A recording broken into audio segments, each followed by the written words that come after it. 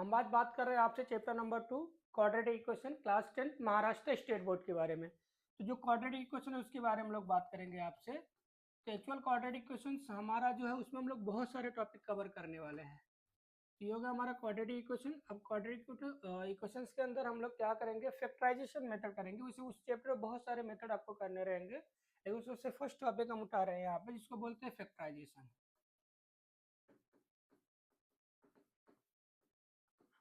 अभी फैक्टराइजेशन को बेसिकली सब लोग वन टाइप के करते हैं, बट मैं आपको यहाँ पे टू टाइप्स के बताऊंगा। फर्स्ट टाइप वो रहेगा, टाइप वन में जैसे हम लोग बात करते हैं जो क्वाड्रेटिक क्वेश्चन है, अगर उसके जनरल फॉर्मूले के बारे में, तो जनरल फॉर्मूला जो होता है वो ए एक्स स्क्वायर होता है, बी एक्स होता है, plus c equal to zero होता है। तो टाइप वन में हम लोग वो क्वेश्चन की बात करेंगे जिसका ए का कोफिशिएंट वैल्यू 1 हो। ए का अगर कोफिशिएंट वैल्यू 1 है तो सी को मल्टीप्लाई करने की नीड नहीं होती है। लेकिन अगर ए के जगह पे 1 को छोड़कर कोई दूसरा नंबर है तो वो टाइप 2 में ले लो आप उसको, और वो जो टाइप 2 में रहेगा वो मल्टीप्लाई करना पड़ेगा। और वो मल्टीप्लाई क्या करना पड़ेगा, जो ए का कोफिशिएंट वैल्यू उसको सी से मल्टीप्लाई करना रहता है। तो अभी हम आपसे बात कर रहे हैं टाइप 1 के बारे में। तो फॉर एग्जांपल एक क्वेश्चन ले लेते हैं हम आपके सामने।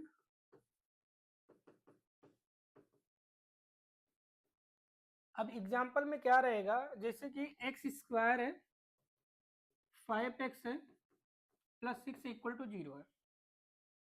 ओके, अब यहाँ पर जब आप ऑब्जर्व करोगे तो यहाँ पर अगर कोई नंबर नहीं होता वो तो 1 कंसीडर करते हैं। तो अगर ये 1 है तो टाइप 1 में जाएगा, टाइप 1 में जा रहा है मतलब मल्टीप्लाई करने की नीड ही नहीं है।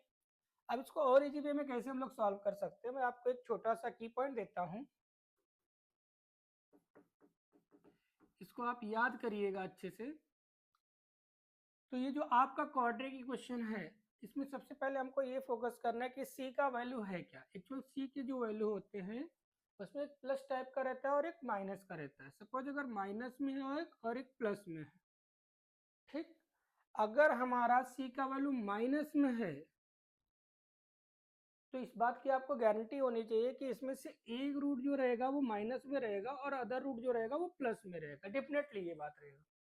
इसके बाद अगर सी का वैल्यू हमारा प्लस में है तो बोथ रूट या तो प्लस होंगे या तो बोथ रूट माइनस होंगे। अब ये प्लस होगा या माइनस होगा वो डिपेंड करता है कोफिशिएंट और बी के साइन के ऊपर। कोफिशिएंट जो बी रहेगा उसका साइन के ऊपर डिपेंड करता है। अगर कोफिशिएंट बी का वैल्यू अगर प्लस में है तो यहाँ पर दोनों के दोनों जो रूट्स रहेंगे वो प्लस के रहेंगे। अगर बी का वैल्यू माइनस में है तो दोनों के दोनों रूट माइनस में रहेंगे।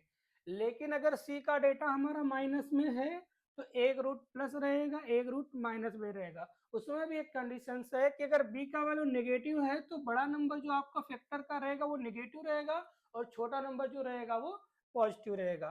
तभी हम लोग यहाँ पे ऑब्जर्व कर रहे हैं कि सी का जो वैल्यू है वो प्लस में है। अब सी का वैल्यू है प्लस में, इसका मतलब क्या है कि या तो दोनों रूट्स माइनस में होंगे या तो दोनों रूट्स प्लस में होंगे। लेकिन अगर हम लोग बी को ऑब्जर्व कर रहे हैं तो बी का जो है वो प्लस में है, मतलब दोनों रूट क्या होने वाले हैं, प्लस होने वाले हैं। तभी यहाँ पर हमारा जो नंबर है वो क्या है, 6 है। तो 6 को हम लोग क्या करेंगे, एक्चुअल फैक्टर मतलब टेबल पढ़ के निकालना आना चाहिए आपको।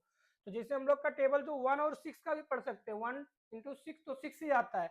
बट 1 और 6 में 5 का गैप है, बट 1 और 6 में 5 के गैप होने के बाद तुम लोग उसको चेक करो कि साइन कौन सा है।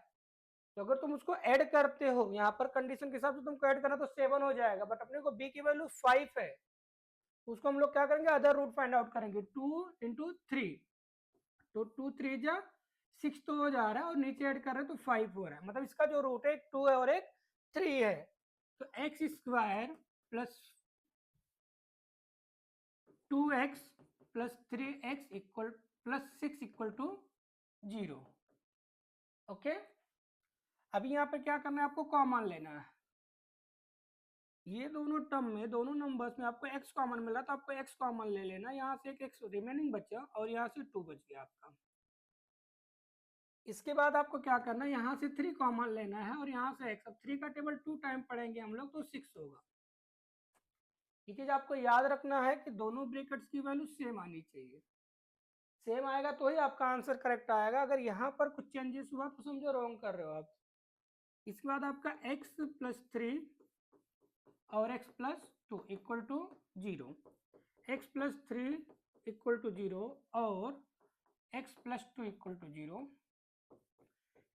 ये प्लस अदर साइड गया तो माइनस हो गया,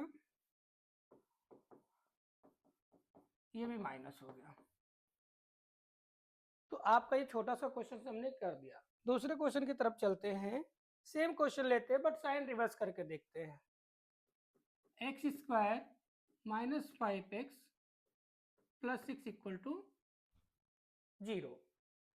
same question but sign reverse होता है, तो हमारा जो 6 की वैल्यू है वो प्लस में है, तो इसके भी 2 ही रूट्स रहेंगे और दोनों रूट्स का सम जो रहेगा वो माइनस में रहेगा। इसका मतलब है ना ये कि हम प्लस करेंगे और माइनस करेंगे। सी के वैल्यू को देखेंगे तो प्लस हो रहा है, मतलब इसका दोनों रूट या तो प्लस हो गया तो माइनस होगा। जो हम बी का कोएफिशिएंट वैल्यू को चेक करें तो माइनस है, मतलब इसका क्या रहेगा कि दोनों के दोनों रूट जो रहेंगे वो माइनस में रहेंगे। ओवरऑल सम करने के बाद हमारा क्या आना चाहिए, 5 आना चाहिए। तो वही सेम रूट 2 3 जा 6, दोनों को ऐड करेंगे तो -5 हो गया। X square 2x minus 3x plus 6 equal to 0। Same concept, x common लेते हैं तो x minus 2 minus 3 x minus 2। अभी आपको कंफ्यूजन यहाँ पे हो सकता है, सर यहाँ पे प्लस था आप माइनस क्यों लिखे हो। बट हमने क्या किया, यहाँ पे माइनस कॉमन लिया है, तो जब माइनस कॉमन लोगे तो अंदर के सारे साइन रिवर्स हो जाते हैं।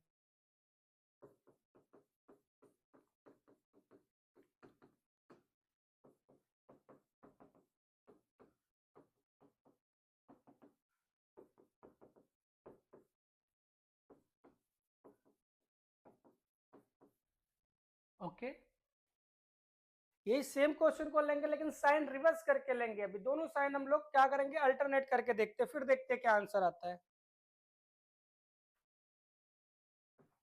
X square plus 5x minus 6।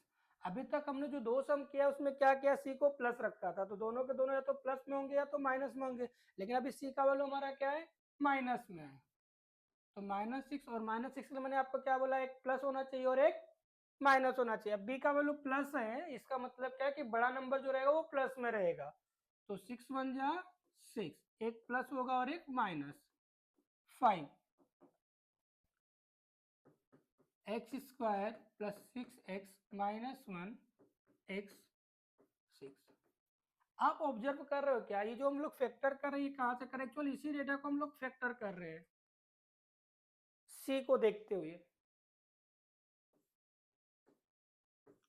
x और x plus 6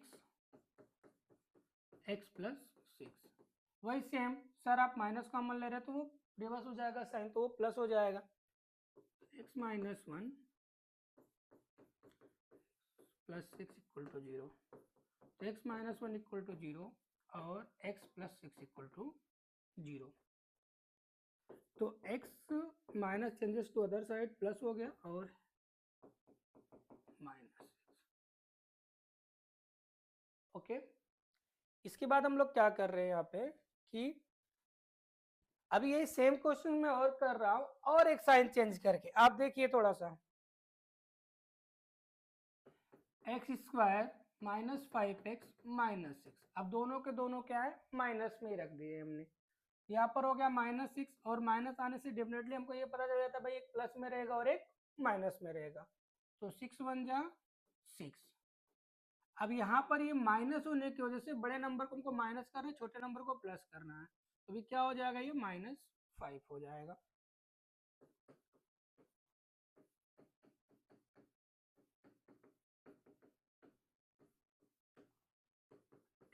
x minus 6 1 x minus 6।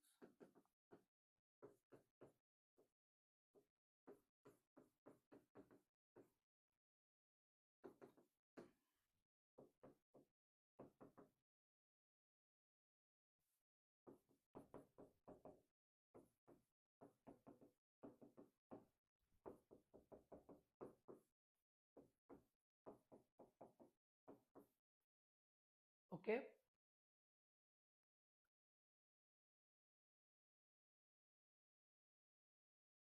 Okay, thank you.